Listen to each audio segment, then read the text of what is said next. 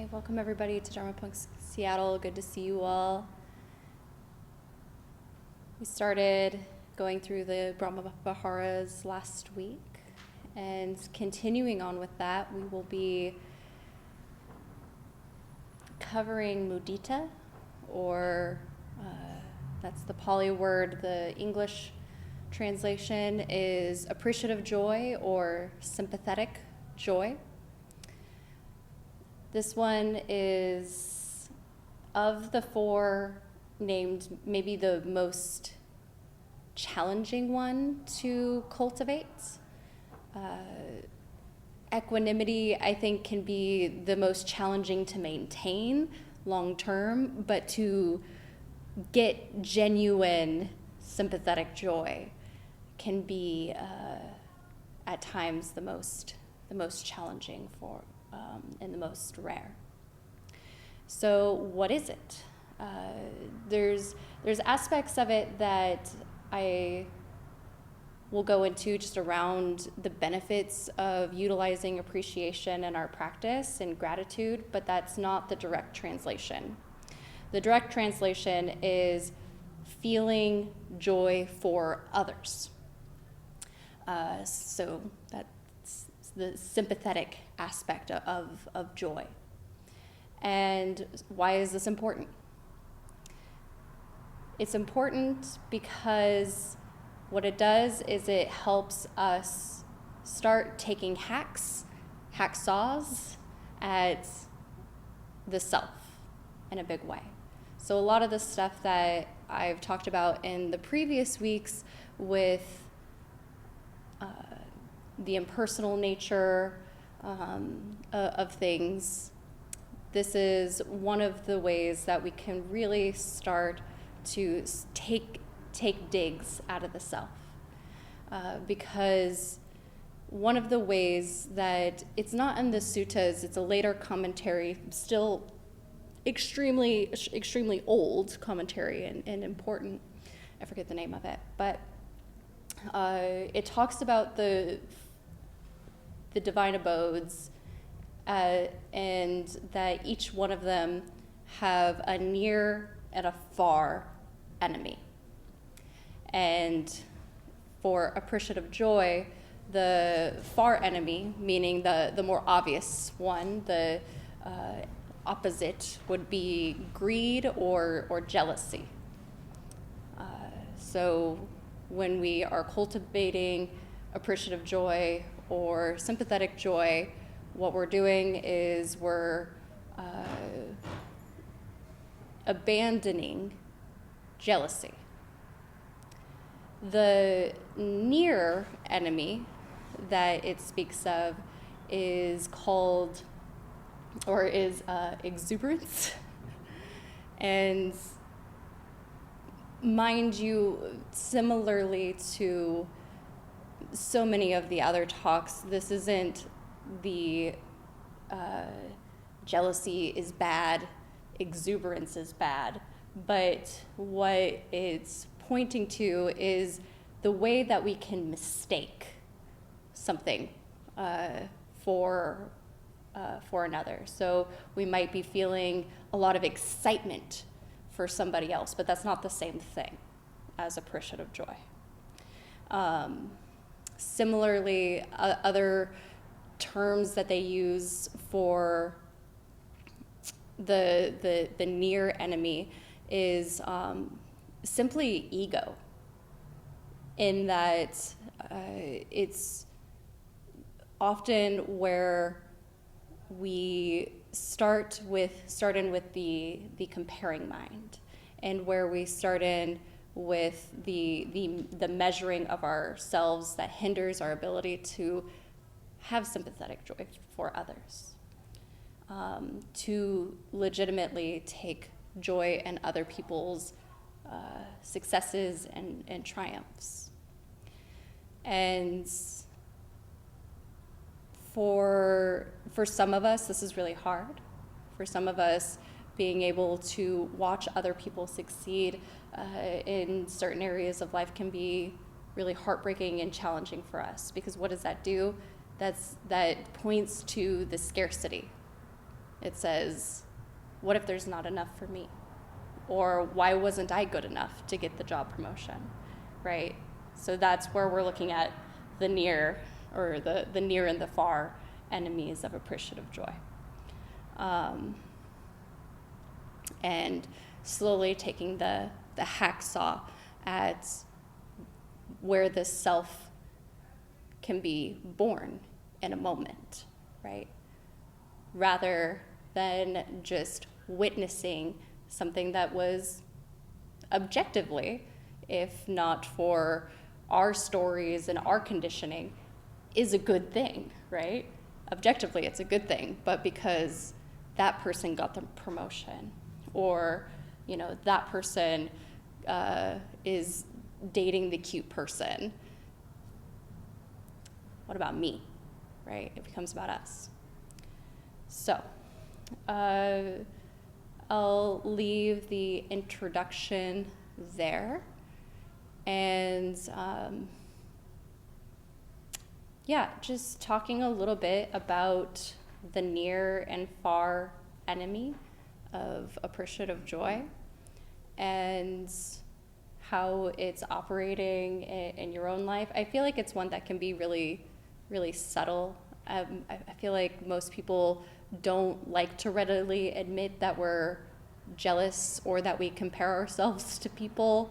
And it can take a little bit of a magnifying glass to see how much of it we actually do. And so I think it's important to bring up and be honest about for ourselves, because we do it. So,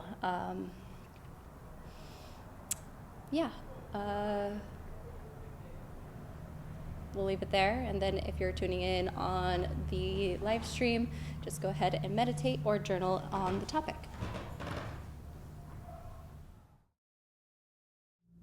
All right, let's meditate 30 minutes.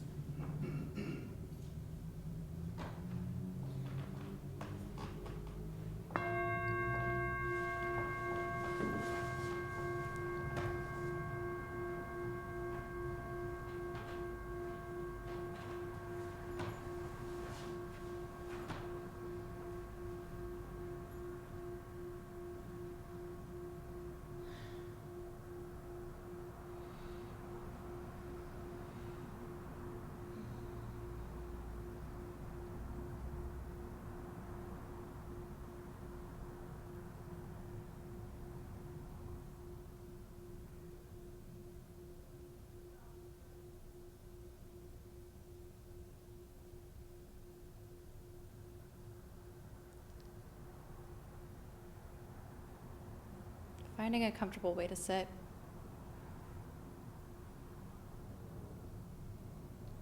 Checking in with the body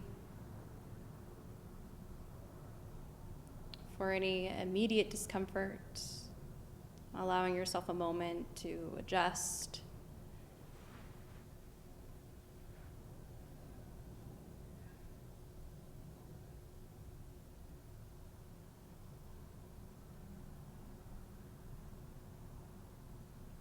Scanning the body for any tension that you might be carrying from the day.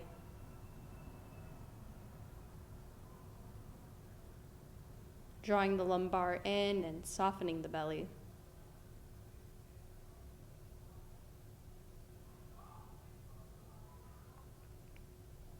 Letting the shoulders naturally fall away from the head. Letting the jaw relax.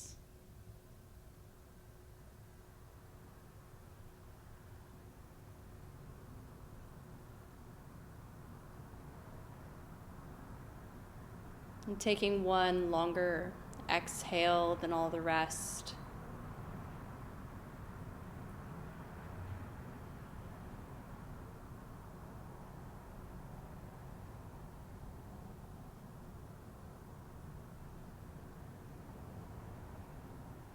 Letting the body feel draped on the spine, like a coat on a coat hanger.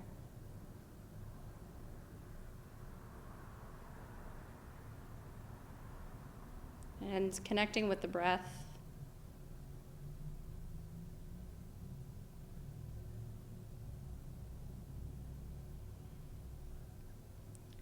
Breathing in, know that you're breathing in.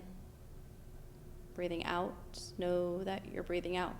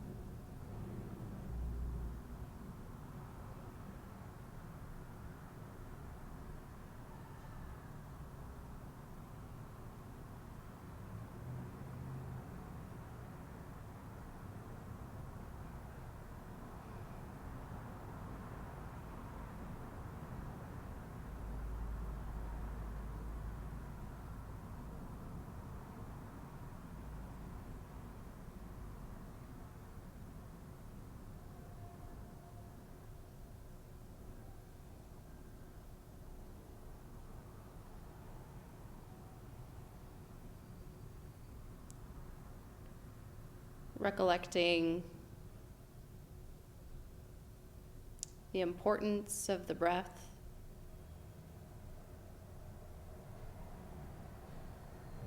how necessary, how precious,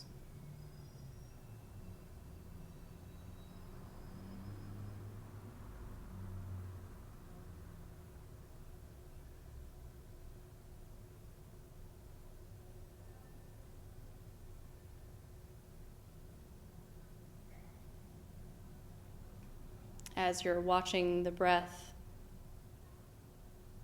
in and out, cultivating some level of appreciation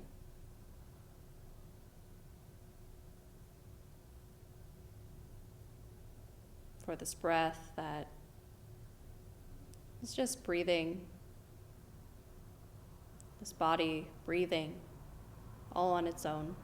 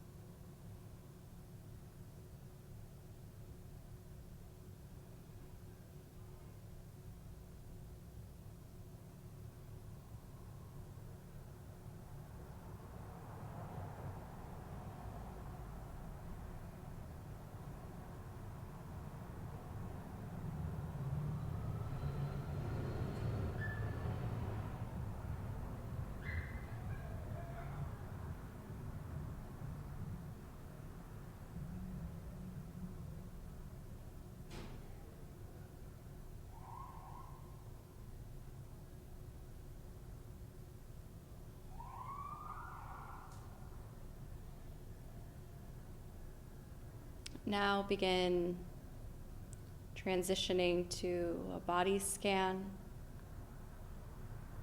beginning at the top of our heads, our skull, and continuing with this appreciation.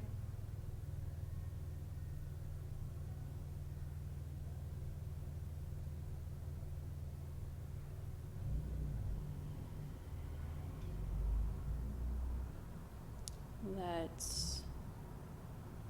on its own, we have this skull, it's the correct size, it's doing hopefully what it's supposed to do.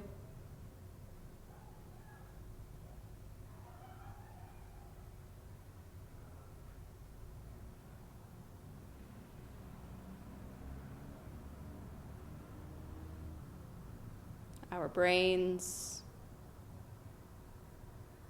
even with the most difficult brains, attempting to show some appreciation for its many networks, for the simple things that it allows to make easy.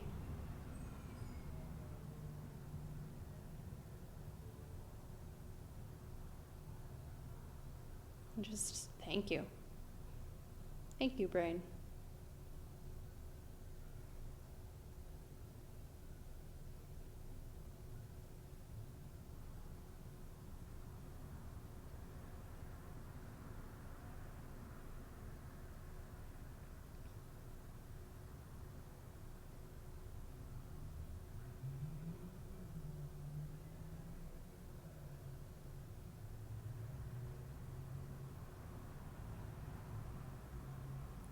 Moving toward some of the other sense doors, the eyes and the ears, the nose and the mouth.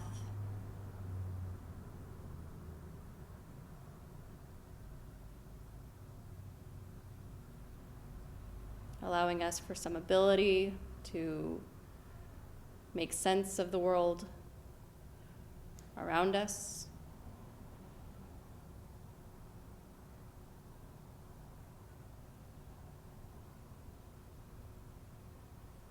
Take in sights that we enjoy, tastes that we enjoy,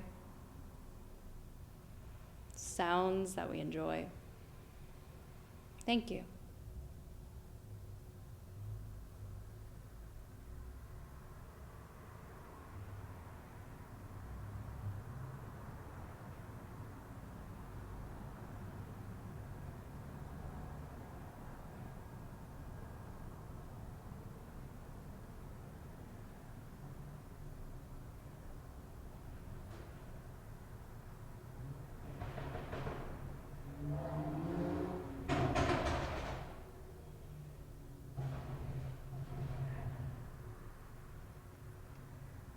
In general, our faces and hair,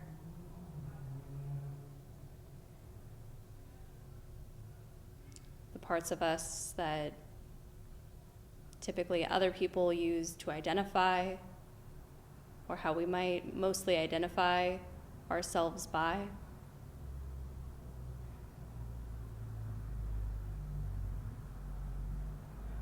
Thank you.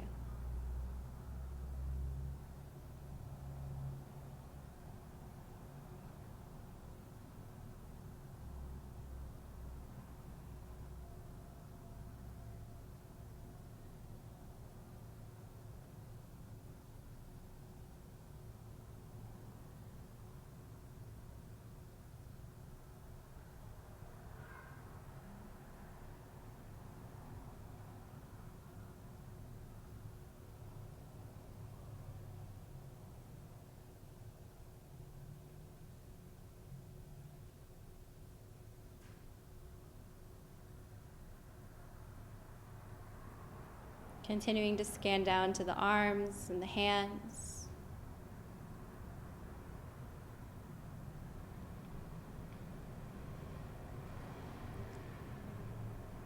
parts of our body that we often are using constantly, subconsciously.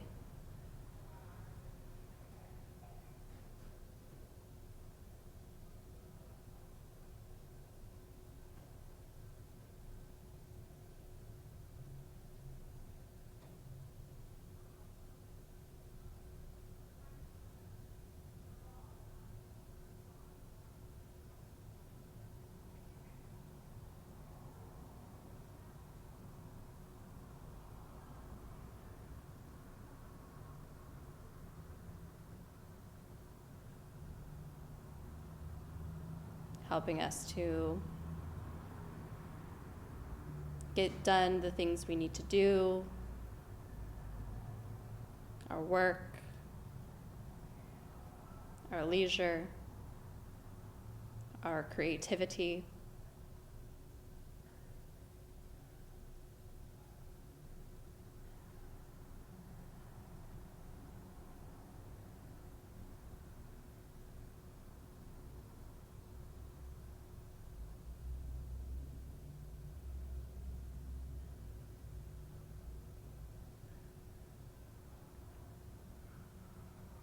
Scanning through the torso of the body.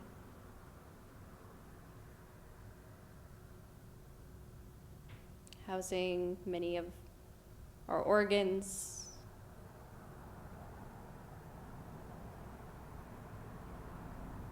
A complex network, a system.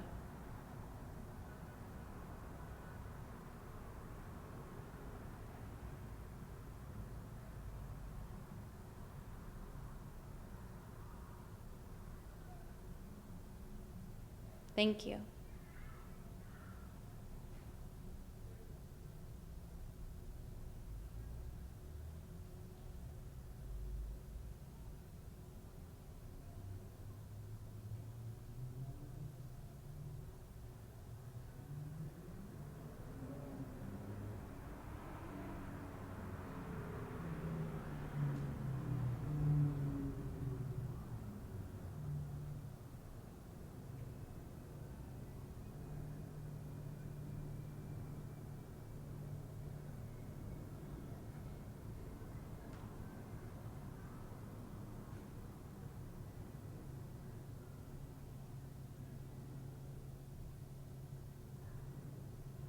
And moving down the lower half of our body,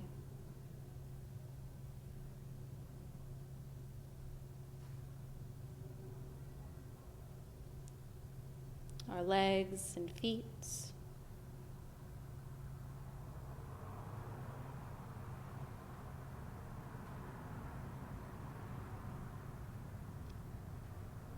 carrying us around for all of these years. Thank you.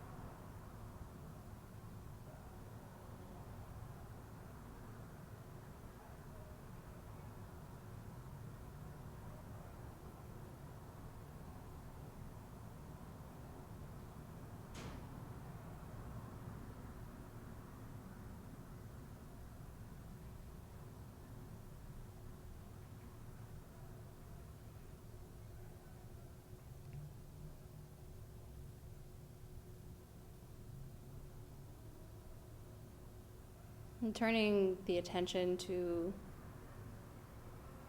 the entire body itself.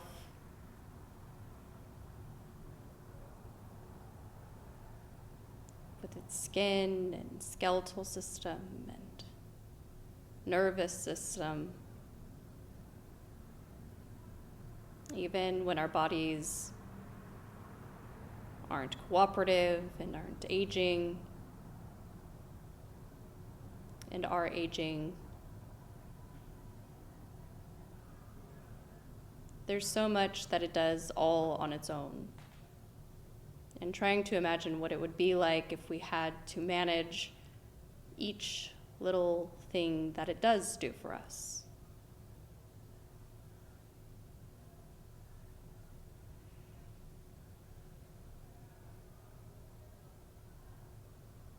So even with whatever grievances we can get stuck on, attempting to appreciate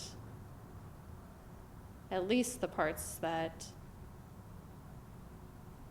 are happening naturally on their own.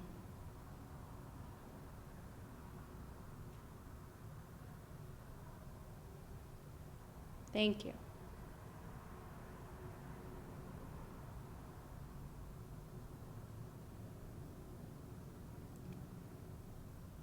I know I can give you hell, but thank you.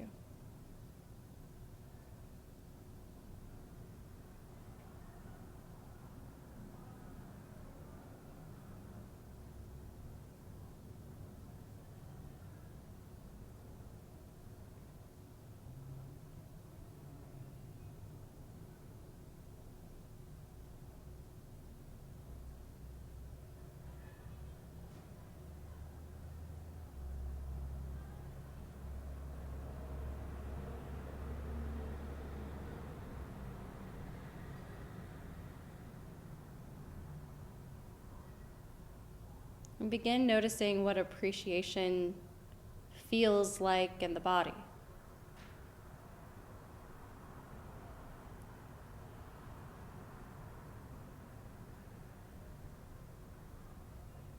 It's not excitement or exuberance, it's quieter than that. And gentle.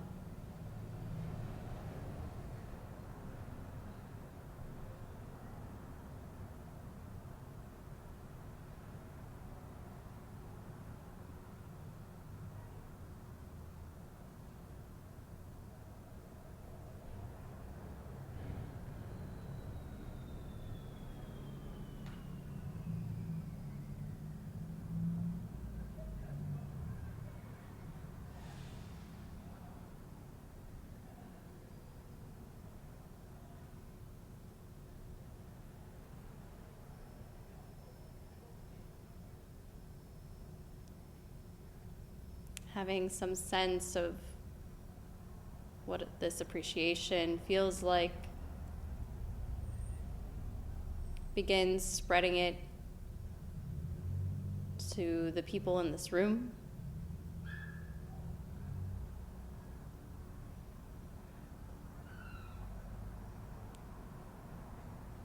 You can imagine it as a blanket covering all the people, or recollecting people individually.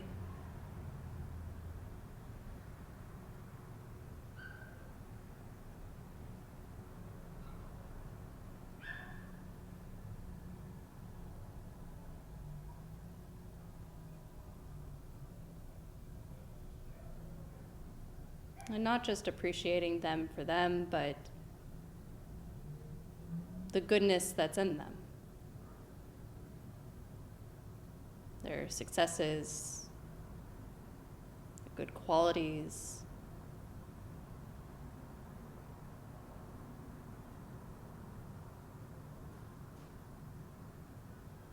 See if you can spread that appreciation, that care, that joy.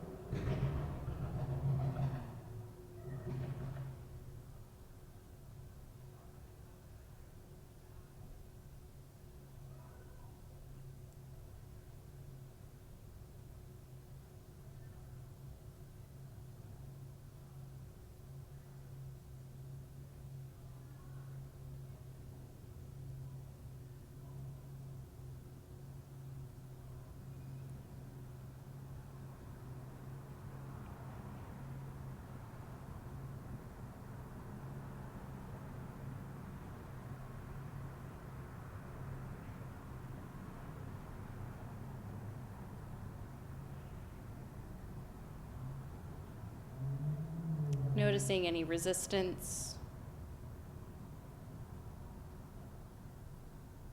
If that's there, it's okay. Just noticing. Non-judgmentally. Oh, there's some resistance here. And becoming curious about that.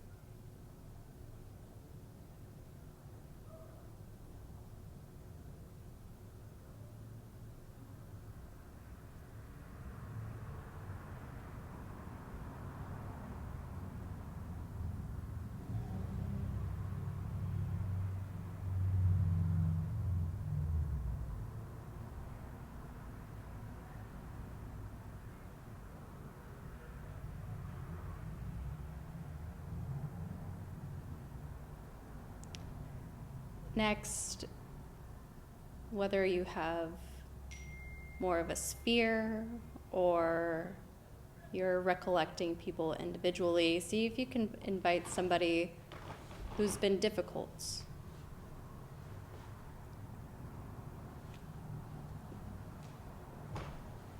into your appreciative practice, appreciative joy.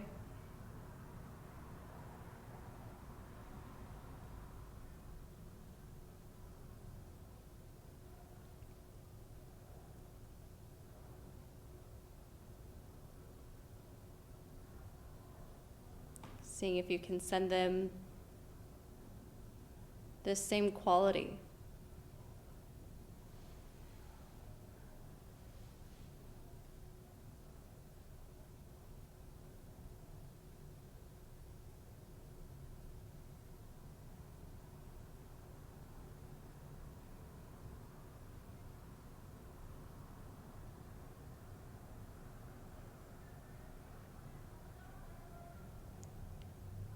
Remembering that this doesn't negate any negative qualities this person has.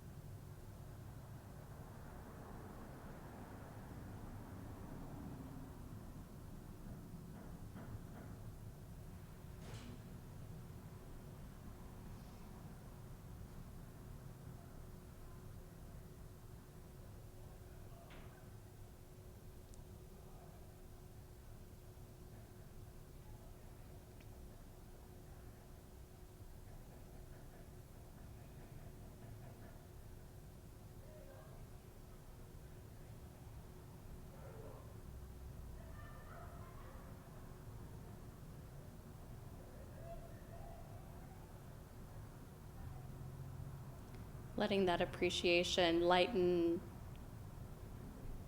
any resentment or any clinging that might be present.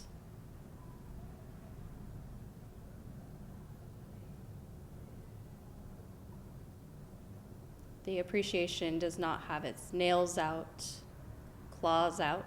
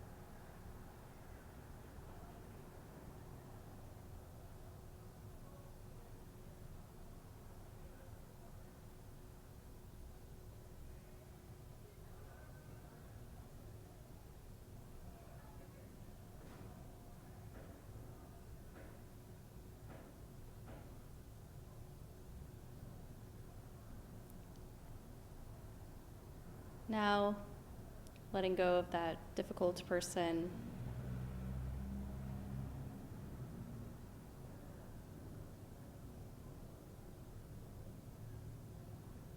Coming back to a final appreciation of yourself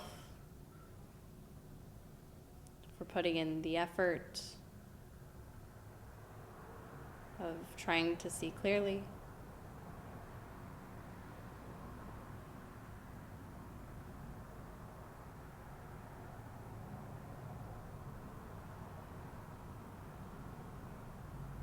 For the small things you do and the big things you do to take care of yourself. Thank you.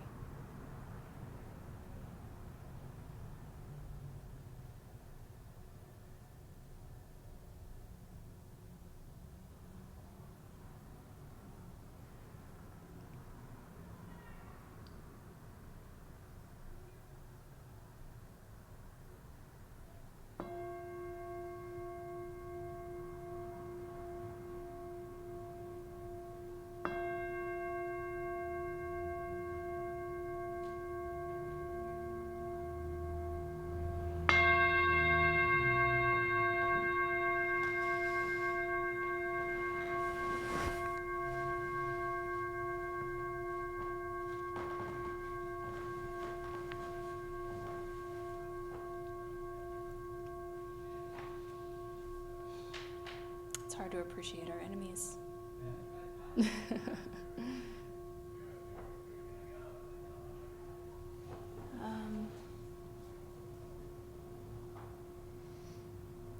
So a little bit just about appreciation. Appreciation isn't necessarily strictly mudita, the way it's spoken about in the Brahma Viharas, but Western teachers have taken on this, has extended this teaching into a concept called non-attached appreciation, which there is so much to be said about how underrepresented this specific heart practices amongst the others. I feel loving kindness gets a lot of appreciation and in time. Same with compassion. Equanimity seems to be a fan favorite. Mudita, appreciative joy, less so. And maybe that's not true for everybody, but I know that was true in my own relationship, that I have a tendency to pick favorites, and appreciative joy usually landed somewhere last. Some of that, I think, came from my own approach into the appreciative joy practices, coming into 12-step rooms of recovery, and gratitude being something that was pounded into me as a necessary, vital part of living, and falling into the trap of exuberance. That through appreciation, that I could simply vanquish difficulties because I could just gratitude away. Well, at least I still have my health, right? And not actually address the difficulties in my life, right? I could ignore the difficulties in my life because I could simply just continue to refocus on the gratitude. And in some ways that's a good skill to have, but not if it is continuously at the expense of being able to look deeper at the difficulties in our lives and get down to the emotional processing. Gratitude does not help with that emotional processing. When used wisely, when not being the near enemy, we can use it as a aid to letting go. It's one of the secret superpowers of appreciative joy, or non-attached appreciation, is that it is an aid in the letting go process. And maybe looking back on your own life, I know that was one of the pivotal points for me, seeing it in my practice, was finding myself at a point where I felt like I was just kind of dogpiling, like making a monument of all the nasty shit that happened to me in my life. You know, it was like something had happened in my life, and then it was like, oh, and then that, you remember, like, all those people left, and that person left, and like your dad, and then this, and like I was able to just keep making a monument out of my pain. And that's really easy to do when we are in pain, is to hyper focus on all of the things that are wrong and have ever been wrong. And in meditation, it had sort of dawned on me that there was a monument to all of the pain and suffering that I had experienced. And yet, why not a monument to the good things? You know, mentally, if there was a picture drawn of these monuments, the pain, suffering one would be as tall as the ceiling, and the good stuff would be as big as that Buddha. Mentally is how I approach things, and I had to get really honest with myself and say, that's not accurate. Like, this is, like, not saying that none of this wasn't important or wasn't true, but it's not an accurate representation of my life.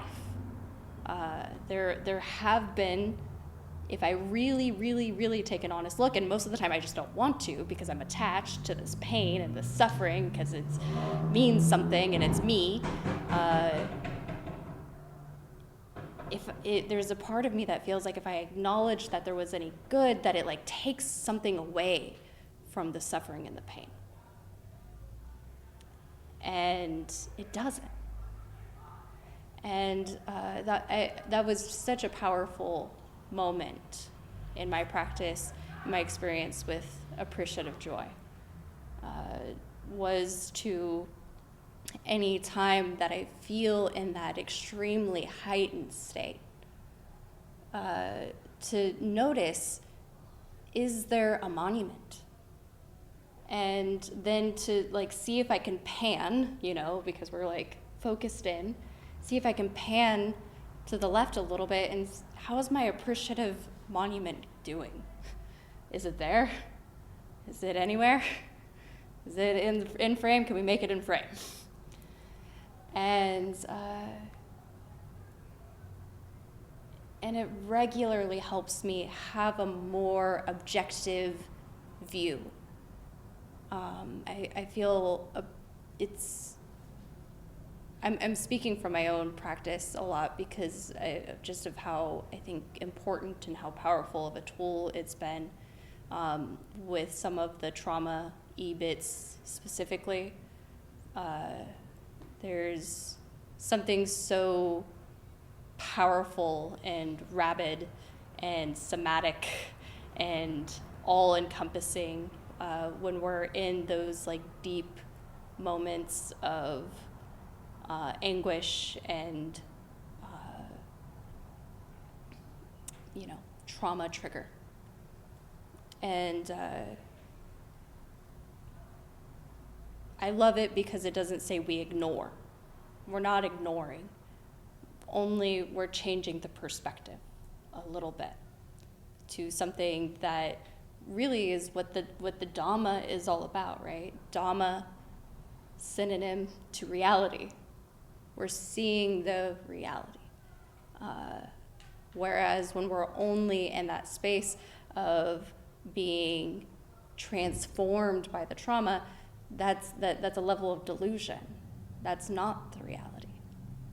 So can we hold both simultaneously? Can we hold the pain and hold the parts that have been good at the same time? Not spiritual bypassing and saying, well, none of this matters because, I have my health and I have my car and, whatever. Like, we're not trying to eliminate this other side. So the role of appreciation, powerful, tricky sword to wield. Because also if we're attempting to let go of something very specific that we have our claws in and we don't really want to let go, turning to appreciation can be really helpful. Because why do we not want to let go? We don't want to let go because we have some belief that if I continue to hold on, I can control it. I can fix it, I can change it. There's something, if I keep holding on, that control is still for me. And what the appreciation allows for when we're attempting to let go is saying, because it's not all bad, there's nothing to fix, right? Because if it's all bad, if it's awful, then yeah, fuck yeah. Like, of course we have to fix it. That's the only solution. But if we're able to look back at, if we're trying to change our relationship to a relationship or a job or anything, and holding it more from a space of, okay, and what were the good parts of that? It allows us to take our claws out of it. But, it's like a very tenuous thing because if we start thinking about the good too much, then we can go into fantasy and start thinking about how amazing it was and and if only I had, so very tenuous appreciation. Like the way I like to look at it is the kind of appreciation we would have at a museum. There's maybe, unless you're a little bit of an insane person, most people don't go to the museum and be like, I have to have that. Like, I have to, right? No, you go there and you walk through and you appreciate the different art and the different artifacts. Maybe there's a part of us that is a little greedy and is like, that would be cool, but for the most part, we just naturally understand that that's not going to be something that we get to have. and trying to approach appreciation with that same level of non-attachment. There it is. That was cool. That was a cool moment. I'm gonna put a little frame on it. It's a cool little painting.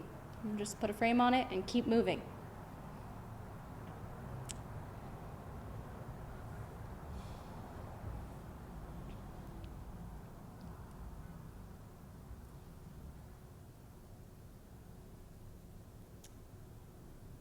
The sympathetic joy, the more traditional focus of Mudita being for appreciating others' goodness similarly, allowing for us to get through some of that bias of always kind of searching, looking at the negative in others, or our just general ambivalence of others. Really attempting to train the mind in a way that allows us to look at the people in our lives and not just have a deadpan gloss over them, not just be, oh, I know this person so well, so therefore I know all of their awful habits, and like, I'm only focusing on that. Rather, once again, looking and trying to cultivate that eye toward goodness in the world, even in the things that seem unpleasant or ugly. I don't want to be too broad strokey with this, because there are some things that people have done that are heinous and awful and terrible.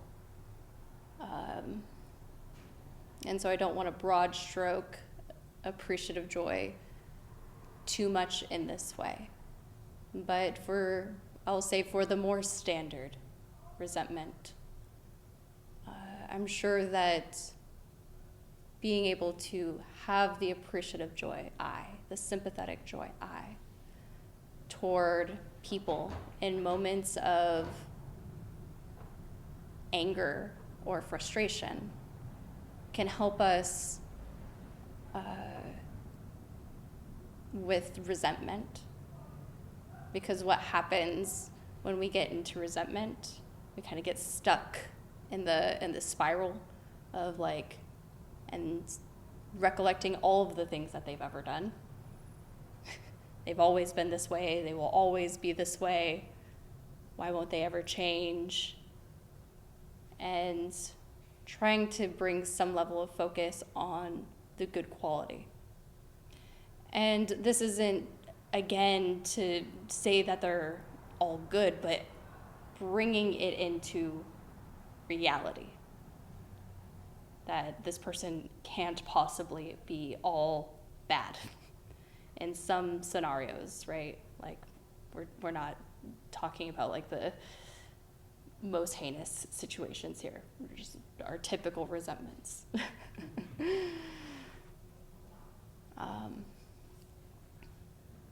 Thinking about the way that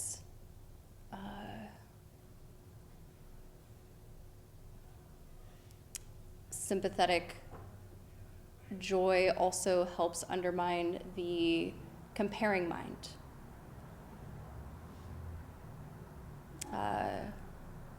Because in the scarcity mindset, that when we're looking at the near and far enemies of sympathetic joy, that's really what we're trying to get to, is the scarcity and the I and the me and the my, making this is just one way to begin uprooting that process. Going back to that analogy that I use that was kind of silly, but it's a little bit applicable. That I can't remember if it was Ajahn Sumedho or Ajahn Brahm said. I think it was Sumedho. But if you no, this was Adler. This was an Adler one. Excuse me. If you were, just a person in time and space floating in the void, how would you know what you were missing out on, right? How would you know that you wouldn't have the promotion miss, right? Or you wouldn't have the I'm ugly, or you wouldn't have the I could lose weight, or whatever the comparing mind does, right? And so when the mind does what it does, right? It goes out and it sees people and it makes judgments almost instantaneously. Acknowledging that's going to be a part of our everyday lives, is that our mind sees people, makes a judgment, makes a judgment, makes a judgment. Seems cool, seems weird. And we don't necessarily have to worry about controlling the mind. The mind is just minding. It's just going to be that absurd judging mechanic. And when we see ourselves in that judging space of, wow, that person seems cool, they're doing this job, I want to do this job, how do I get this, right? We're in the comparing mind, we're engaging in the what if, the scarcity. And so what we're attempting to do is just taking joy of, wow, that person has a cool life. That's so cool for them. My favorite appreciative joy term, I'm happy you're happy. And I've said that so many times with gritted teeth, I'm happy you're happy. Somebody, not somebody in this room, but somebody I don't like, bought a house in the past couple of years, and I had a huge, that's why I had to clarify, not in this room, somebody I don't like. And such a I'm happy, you're happy moment. But training the mind toward that, rather than fuck them, they don't deserve that, right? When we're not in that sympathetic joy space, we get into the who deserves what business. Get start allocating resources managerially of the world.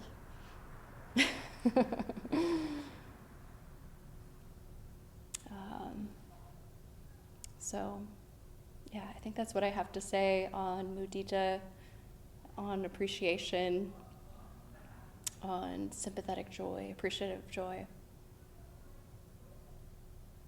Any thoughts or questions about this one?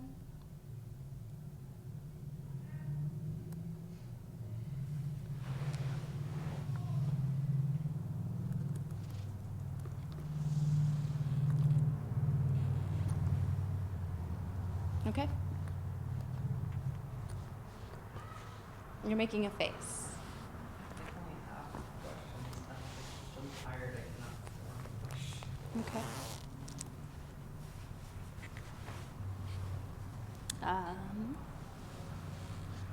Then we shall move on.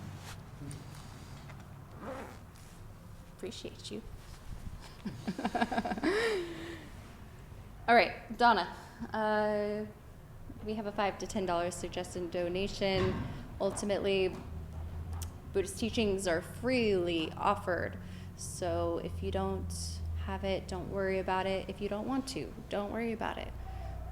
The $5 to $10 goes toward just helping sustain Dharma Punk Seattle and paying rent, most importantly. Yeah. we'll end with dedicating some merit. Does anybody else want to lead the merit dedicating today? Be a little spontaneous. I wasn't prepared for this. Okay. I'm going to start asking that question more often, so not to freak you guys out, but all right. So in practice, we don't, any goodness that is cultivated here today, we don't keep, we spread it above and below, to the seen and the unseen, to those who are being born and to those who are dying. Thank you.